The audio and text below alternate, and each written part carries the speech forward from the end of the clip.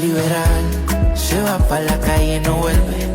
Dice que ya es suficiente y seguramente experimente algo nuevo para liberar. Se va pa' la calle. Welcome everyone to episode 20 of Put on the Armor. Hola. Hola. But before we start, there is one voice audio I want people to hear. Hope you're ready. And ye shall hear of wars, and rumours of wars. See that ye be not troubled, for all these things must come to pass, but the end is not yet. And ye shall hear of wars. And that is Matthew 24. It's very important. I felt like that was Matthew 24:6. Felt like it was really important to put that out first and foremost. Based on everything that's going on in the world right now currently. People experimenting with their toys, their fireworks. Yeah. I mean, yeah, well, his happened recently, so but yeah. Had to play that. It was really important. And yeah. There was something you were telling me prior to us recording in terms of your bounce and how has that been going? That's my first goal, yeah. Your vertical jump, yeah. How's it been going? Well, it's been going good, but I have to keep it consistently. Yeah. Because, like, for some odd reason, one day I'll be, like, bouncing, the next day I'll not be bouncing, and, like, I'll So feel what- plasticism. So wait, hold on. Once you say the next day you're not bouncing, what do you mean by that? Like, for example, I had practice on Monday, right? Yeah. And, like, out of nowhere, I started jumping, like, higher than ever. Like, I started, like, doing dunks from, like, almost, like, the middle of the free throw line. I'm like, Yeah. bro, like, and then the next day we had practice on Thursday, and I Yeah. couldn't, like, I could barely even jump normally. Like, this is, like, so weird. Hold on. So okay, so that was Monday. So prior to Monday, were you doing some workouts? You had like a leg workout or something? No, nothing jumping. It was only, like, shooting. Uh-huh. So I'm not sure if it's athleticism or, like, It's just more also something that has to do with stretching. So depending on how well you stretch, It's funny. The least I stretch, the higher I jump. That's just the one thing I just want to say. what? Yeah, I don't know. It's just a weird thing. I literally have to stretch and start jumping higher. I was literally going to say that the better you stretch and the better you warm up, the more strength you have in your legs and the elasticity you have in your legs for you to be able to like jump higher and like accelerate more. It's like For me, it feels like anytime I stretch, I loosen up the legs. Like, it's not like the springs against, like, stretched. they tighten up. Exactly, and we can, like, bend, like, properly. Like, for example, you stretch out the spring and then, like, it just like a wiggly spring. Yeah. It's not the. And do you like have like seconds? How many seconds you stretch for each rep? No, not really. Most of the times when we have practice, we just, like, go, like, from half of the court, basically, back and forth. We don't really, like, count how long time, which is actually something we should be doing because stretching is very important. It's very, very important. It's very important. Before practice and after practice is very, very key, especially after practice too. But we do it middle of practice. I don't know why we do that thing. Like, we do it in the Middle of practice. Yeah. Yeah. I get what you mean. But man, it's really good. It's really good from our part. It's been okay, I would say. Yeah. One thing I will say is it's really good being able to find certain things that you could be able to do to strengthen your legs. And let's say if there are players out there who are listening to us and they have like heavy knees, one thing, because I was mentioning this to one of our young players too, is like being able to stretch but with weights on. Stretching with weights genuinely helps. Like if you're gonna do some exercises, if you're gonna do vertical exercises or when it comes to like plyometrics, whatever you're gonna do it with weights on. It really, really helps. But even stretching, and this was, for me, it was quite recent that I found out like doing stretching with weights genuinely helps. Yeah. It helps alleviate the heaviness on your knees, and it's oof. It feels good. It feels really, really good. So I'm grateful to God for that. That's been incredible. But to be honest, one stretch that's actually been working for me for my vertical Yeah. is it's like I wouldn't say it's a stretch, more like a plyometric almost. Like when you do a wall sit, Oh, okay. Yeah. and then they straighten, but for example, my knees Mm-hmm. and like my ankles, because if I do it on my tiptoes, Ah, yes, yes, yes, I yes. sit on my tiptoes and like on the wall. So like I stretch my ankle and my knees, like putting pressure on them Yeah. until like I give up and I just start like feeling more stretchy, I guess. Hey, look, if anyone who is out there looking for health tips, health guides, I have put in together some of the best knowledgeable um from ranger from diets to exercises. It's on my website. I'll put the link definitely on the show later on. It's something that's really good because it helps you organize yourself diet wise, right? Health wise. Like people want to lose weight, people want to work out, but they don't really have the proper structure of things. Right. Okay. So if I'm working out, like what should I be eating, to maintain my figure? Or if I'm eating, what should I be eating actually? If I'm not working out that much, like if I don't have the luxury to be going to the gym each and every single like 2 3 times in a week, being able to like to work out and practice. So it really helps. It genuinely helps. I'll be sure to put the link, and yeah, go copy it because it's a good tip. It's a good tip. It's been helping folks so far, and I'm happy I was able to put that together. It's really awesome. Yeah. Switch of gears is something that I really wanted to talk about. Felt like it's really, first off, it's important to mention this because there's a lot of adulation going on and star worship when it comes to, well, I would put it more so athletes, Mm. right? You have your favorite athletes, you admire them, you appreciate them, you love the work that they do, you're impressed by just how great they are as an athlete on and off the court, pitch, whatever the case may be. But it's like this terminology that they they use, GOAT, the GOAT terminology. Sure, it stands for the greatest of all time, right? But it's fortunately it's way much deeper than that, and it shouldn't be. It shouldn't be, but like when you understand that some of your favorite athletes have done some certain things, and I don't know if you remember the movie Him, where they kind of like basically describe, and that movie said a lot in so little. And the reviews to that movie was kind of This is bad. yeah, it was kind of uh how would I say, like medicure in sense, in terms of like, oh, what was this? The storyline didn't add up. There was so much gaps. Which, to be fair, I'm not gonna say that there were no gaps. Indeed, I felt like there were some gaps here and there in the movie. However, there was there was a consistent message there, which was there has to be a sacrifice at the end of the day if Mm. you want to be called the GOAT, right? Mm. The quote unquote greatest of all time.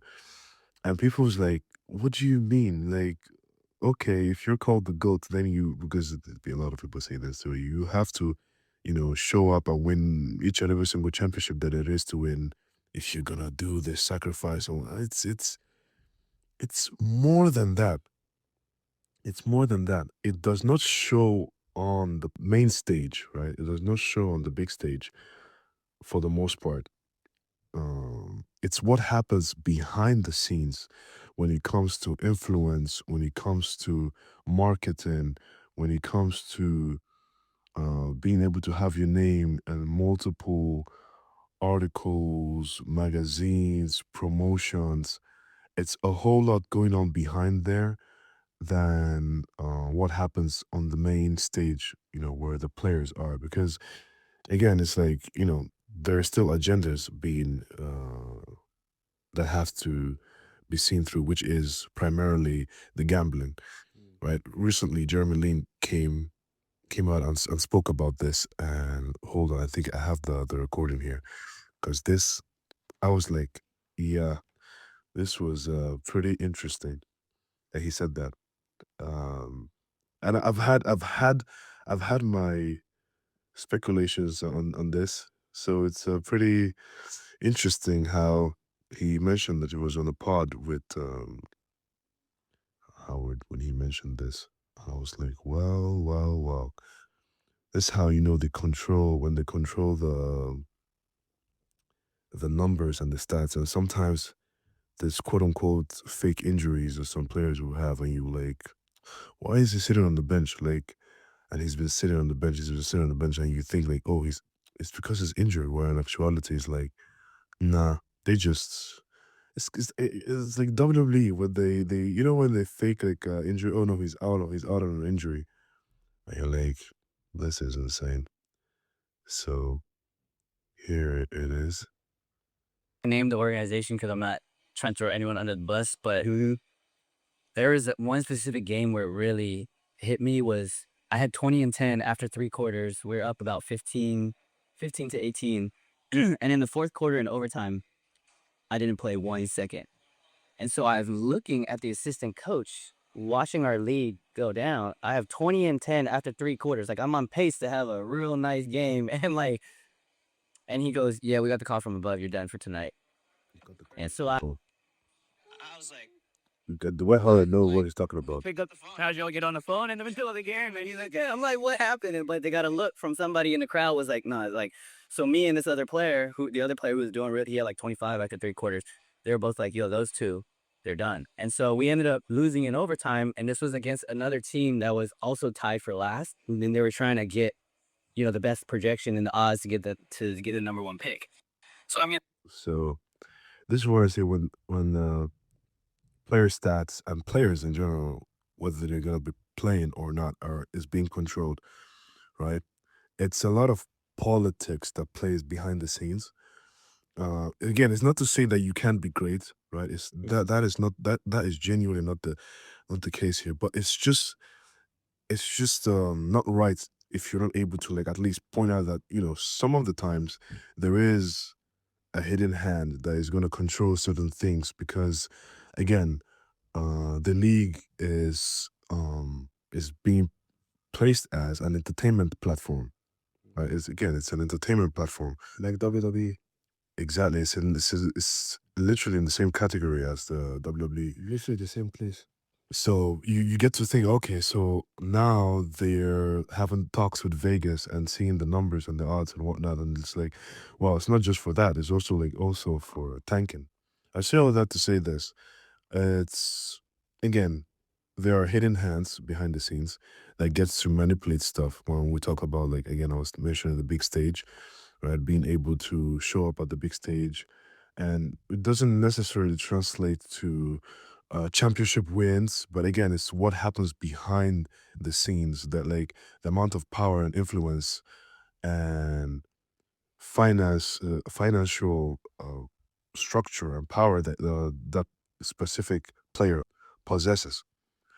So that's the whole theme of being called the GOAT. Obviously, you're gonna be put in a position where you'll be able to like hit be the top player in each and every single stats, because you're a test tube baby. You're the industry child. You're the chosen one, so to speak. Right? It was they've mentioned that multiple times in the movie, him as well. They reiterated that so many times. Oh, he's the chosen one. He's the chosen one. What does that really mean? What does it mean when you're the chosen one? And again, the movie did a really good job by really mentioning what does being the chosen one really means. Right? What does it actually mean? The chosen one means the person who they handpicked from the get go and they said this was gonna be the next big thing. Like we are gonna follow his career and put him at a level where he gets to be the face of quote unquote the franchise, the league for years to come. Handpicked from a very young age, right? Handpicked from a very young age. That's like on the what happens on the surface level.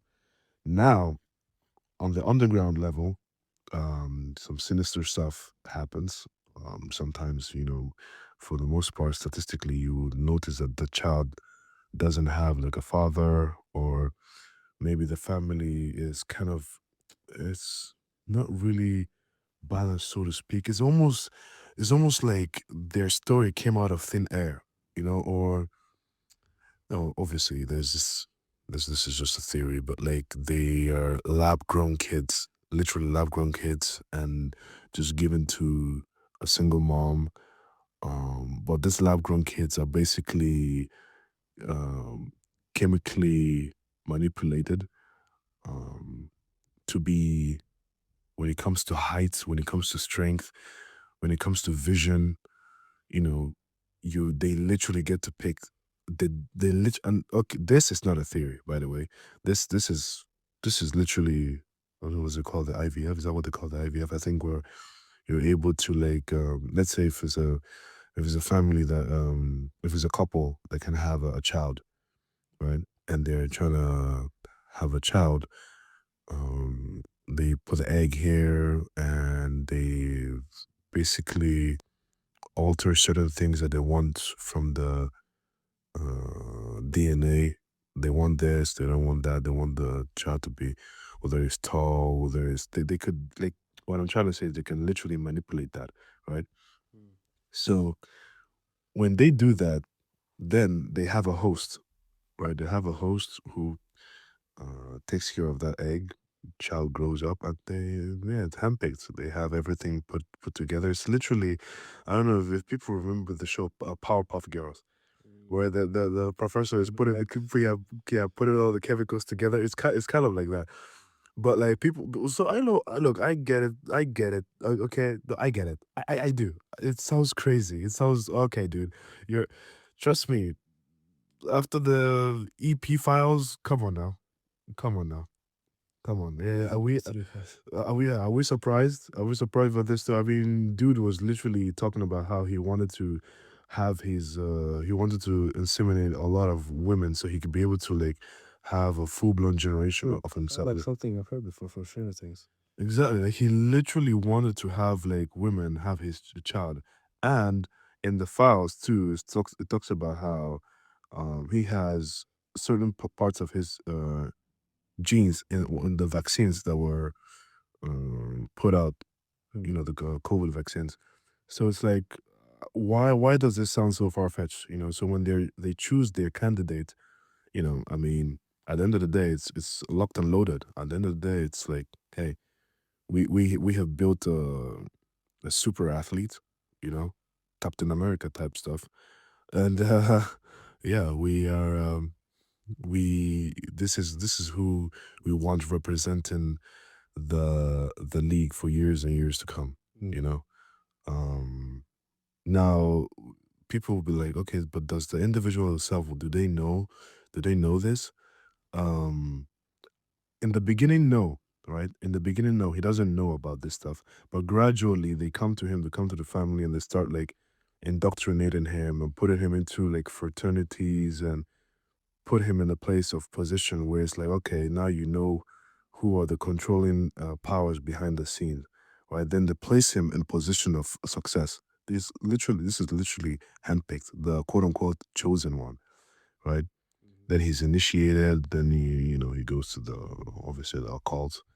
Um, knows what's going on behind the scenes, and from there on out, yeah, a lot of things plays out in his favor.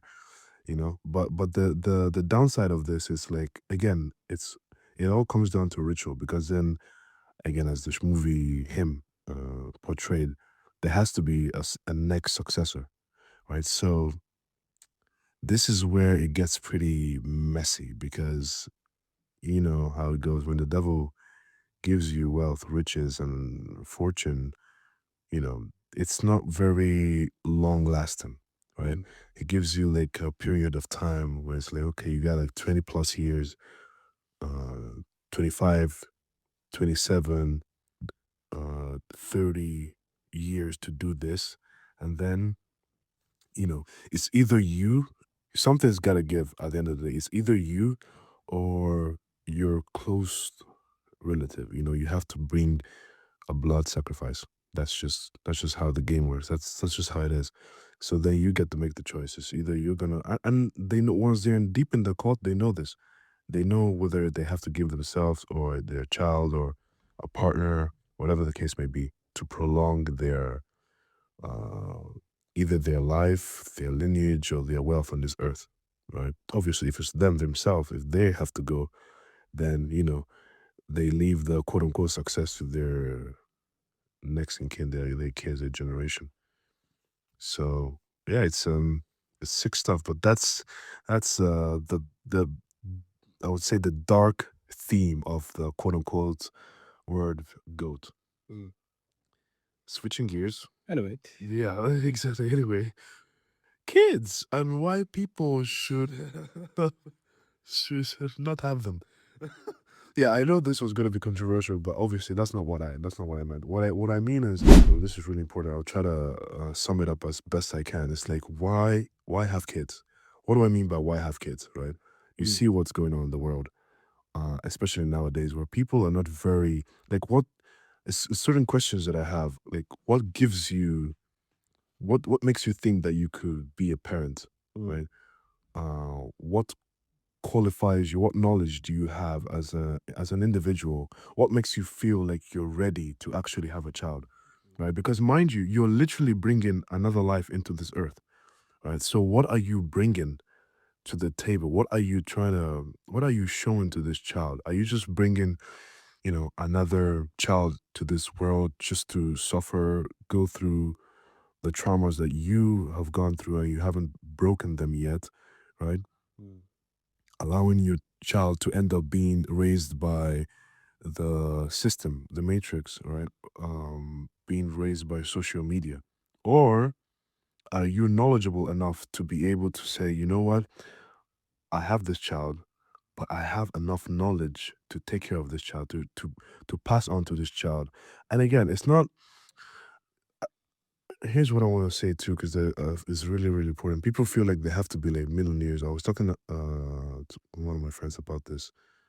People feel like they have to be millionaires in order for them to be a parent, right? That's not necessarily the case. If you're able to make money, do, because that would make their life way more easier, right? But the thing is, like, it's more so about what you have learned, like what your experiences in life have taught you, right? And what are you able to pass on to your child?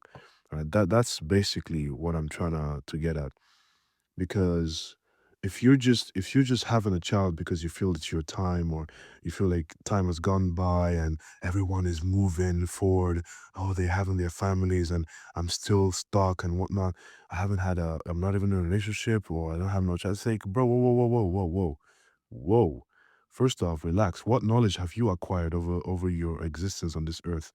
35, right? 28 years old, 26. What knowledge have you been able to acquire on this earth that you feel will help a child go through this life? I'm not saying that the child obviously is not going to go through their own hero's journey, right?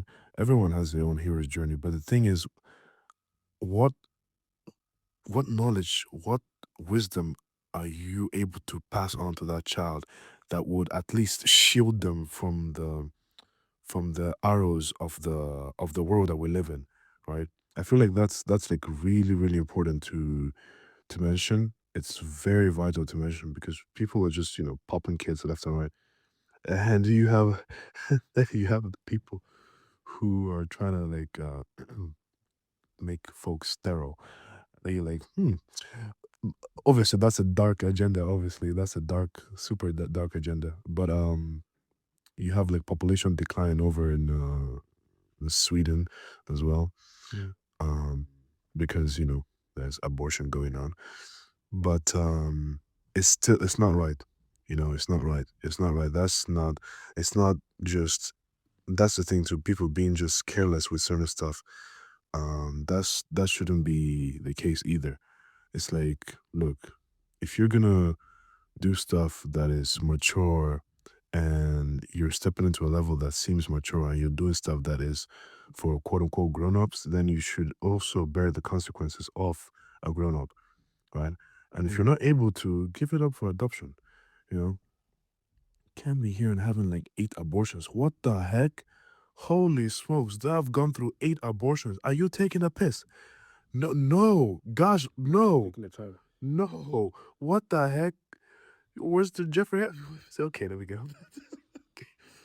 No, but it's about knowledge. It's about passing on enough wisdom to the child so they could be able to move through this world wisely, being able to all the way from their school years to their teen years to adulthood, right?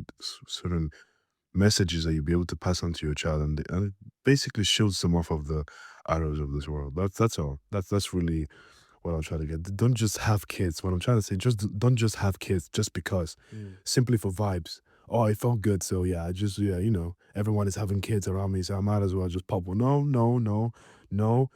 You're missing the point. The point, you're literally having a pure soul come through a portal in this world, right? Through hopefully the partner that you cherish and adore, right? You have to be able to know, okay, if we're doing this, what am I going to pass on to this child that will be beneficial for this child, and it will grow and be, you know, protected, in some capacity. Because we know how this world is. This world is crazy. You see what's going on. People are talking about wars before GTA 6. What do you think? Do you think GTA 6 will roll up before the end time. yeah, what we doing? By some miraculous way, I'm still I think it might. I'm still wondering if there's gonna be World Cup at the end of the day, because that's crazy. Anyways, this is things that's happening with the war. wait, I don't even know, man. This is episode 20. I'm Adrian, And I've been Alan. and you will hear from us on the next episode. God bless. Peace. Peace.